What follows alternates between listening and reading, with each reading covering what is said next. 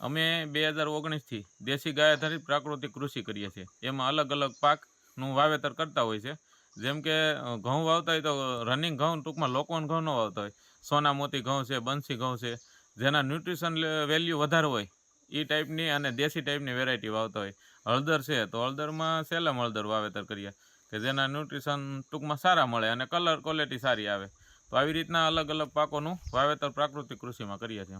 ઉત્પાદનમાં હળદરની વાત કરીએ તો 20 મણ, ટૂંકમાં મોટા વીઘા છે અમારા, 24 ગુંઠાએ 20 મણ પાવડર તૈયાર થાય છે, હળદર પાવડર. એ કેટલું? પણ અમે બાફિયા વિના પત્તી કરીને સૂકવીને પાવડર કરીએ છીએ, કોલ્ડ પ્રોસેસમાં તૈયાર કરીએ. 4.6-7 આસપાસ એના કર્ક્યુમિન આવે છે, એટલે સારા ન્યુટ્રિશનવાળી વેલ્યુ, ટૂંકમાં સારા ન્યુટ્રિશનવાળું તૈયાર થાય.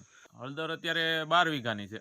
અને અન્ય પાક? અન્ય પાકમાં બંસી ઘઉં છે, લોકવન ઘઉં છે જે પોખ પાડવા માટે છે, પોખ તૈયાર કરવાનો છે, અને બંસી ઘઉં છે એને તૈયાર કરીને વેચવાના છે. વાર્ષિક આવક? વાર્ષિક આવક 12 થી 15નો રેશિયો રહે છે, 12 લાખથી 15 લાખ આસપાસનો.